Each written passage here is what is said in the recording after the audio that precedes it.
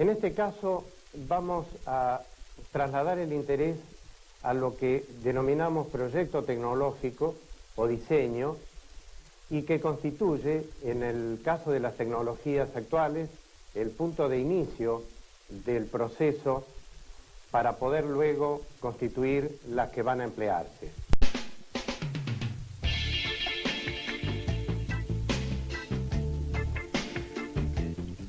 El tema de proyecto tecnológico, o también llamado diseño, tiene su interés que será aquí aclarado a través de una entrevista al ingeniero Tulio Calderón. Es importante este tema por cuanto tradicionalmente se había reconocido a los aspectos técnicos o tecnológicos como centrados en el saber práctico y se delegaba, por otro lado, el plano teórico al estudio de las ciencias. En este caso, lo que vamos a ver son los distintos niveles de acercamiento desde que un proyecto es planteado en forma muy general hasta la llegada concreta a la creación de un prototipo o de la puesta en funcionamiento, por ejemplo, de un proceso, de un procedimiento.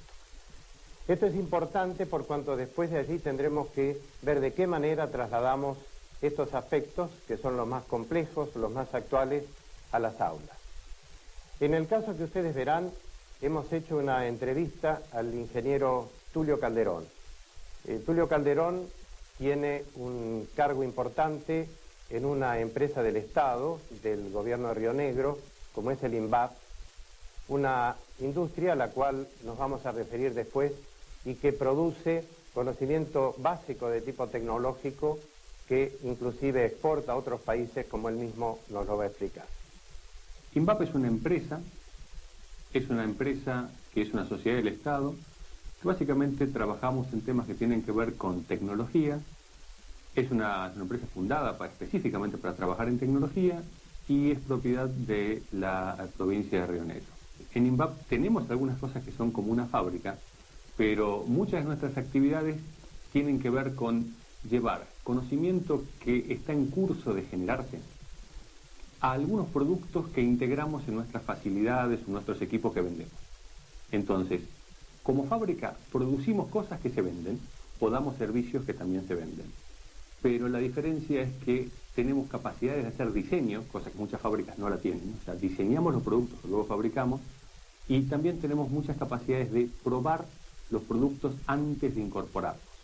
Incorporarlos a una facilidad más larga, digamos, a más largo plazo, o bien de capacitar y entrenar a nuestra gente para temas nuevos, cosas que una fábrica muchas veces no lo hace. Siendo INVAP una empresa, es una empresa y funciona como tal, es decir, no tenemos un presupuesto, digamos, no es una agencia, no es una comisión nacional. Entonces tenemos que trabajar y los proyectos son nuestra única fuente de entrada. Los proyectos que benefician al país, básicamente son aquellos que proponemos productos al país que podrían proponer otras empresas, pero sobre todo aquellos productos que tienen que ver con la exportación de tecnología argentina. El proyecto que hace pocos meses terminamos con Egipto fue el proyecto más grande en plantas llave en mano exportadas de Argentina. Fue un proyecto de $100 millones, así que digamos, eso es directamente una exportación. En particular, en el caso de Egipto, lo que hicimos fue participar de una licitación internacional que hizo Egipto a fines de los 80, donde solicitaron un nuevo reactor experimental. Ellos ya tenían uno de la década del 60 y ahí competimos desde Argentina con los proveedores clásicos de estos bienes, que son los países desarrollados, digamos, que trabajan en energía nuclear. Básicamente Rusia, Estados Unidos, Canadá y Alemania. Entonces nuestra oferta fue mejor técnicamente y fue mejor económicamente. Por eso nos compraban nosotros. Este proyecto en particular era una planta llave en mano con transferencia de tecnología. Es parecido a lo que Argentina compró alguna vez cuando compró, por ejemplo, la central nuclear Atucha 1. En ese caso se hizo un contrato con Alemania y entonces nos vendían una central, pero además mucha capacitación. Con eso aprendimos hace muchos años y entonces en este momento estamos en condiciones de no solamente venderla, sino competir. Es decir, lo que se vende acá son un reactor que funciona, el entrenamiento de la gente para operarlo, pero además mucha capacitación de los ingenieros egipcios que vienen y participan con nosotros, con los mismos grupos de diseño, trabajando para diseñar las cosas que luego se fabrican y se ponen en marcha en el país. alguien define qué es lo que tiene que suceder ahí adentro, qué se quiere. A partir del qué se quiere, uno hace la primera fase de ingeniería, que es ingeniería conceptual. Se definen los conceptos de cómo se va a lograr hacer lo que se necesita de una manera lo más genérica posible, no siendo muy detallista en cómo en detalle se van a hacer las cosas. Luego de la ingeniería conceptual viene una siguiente fase que es de ingeniería básica, donde ya se implementan ciertas soluciones que empiezan a tener cierto uso de tecnologías que están a disposición o no. A partir de ahí suceden una serie de fases que son ingeniería de detalle, ahí aparecen los planos de fabricación, la fabricación en sí, luego los componentes, el armado y luego finalmente los ensayos finales. Entonces, el conocimiento no está condensado en normas, reglas, libros, digamos, eso no se encuentra en los libros. Entonces hay que aprender a hacer. Y ese aprender a hacer implica empezar a hacer propuestas, llevarlas a algún terreno de realidad, un prototipo, por ejemplo, o una facilidad de demostración, o hacer algún ensayo en un laboratorio. Entonces, luego de probar esas partes, se logra tener suficiente confianza de que eso va a funcionar y ahí se lo integra al resto de la ingeniería. Y esa es la llave a que el proyecto tenga viabilidad. Por eso es el proyecto tecnológico, se diferencia del proyecto de ingeniería en que hay cierto nivel de riesgo que hace que esto tenga un gran valor agregado, porque no todos los que hacen ingeniería pueden hacer tecnología.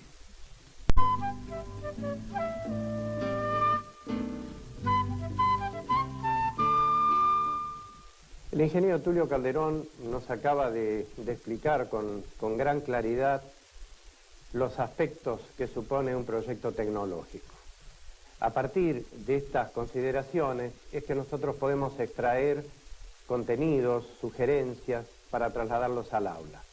Evidentemente no podemos desarrollar estos mismos proyectos con inclusión de nuevos conocimientos tecnológicos de la forma descrita, pero mucho de lo que describió Calderón lo hemos visto a través de distintos trabajos de los chicos en donde realizan pequeños proyectos para llevar adelante.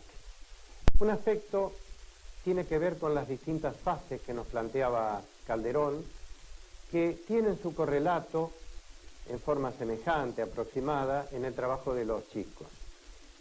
Esto distingue el trabajo de educación tecnológica del que se realizaba tradicionalmente. En esa primera fase conceptual de la que nos habla Calderón, donde se definen las cosas en forma genérica, los alumnos y las personas en general piensan el proyecto que van a realizar en términos funcionales, en términos de qué es lo que habría que hacer y no tanto del cómo. Esto sería trabajo de una instancia ulterior que después de haber analizado la manera en que ellos suponen que habría que distribuir las funciones o los bloques, como también lo vimos en los diagramas, allí les corresponderían determinadas tecnologías específicas, formas particulares de hacer algo. Por ejemplo, se puede plantear que es necesario amplificar determinada señal, pero no saber de qué forma.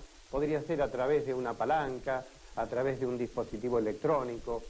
Entonces, de alguna manera esto se repite, y esto es bueno que lo tenga en cuenta el docente desde un punto de vista procedimental, en forma permanente.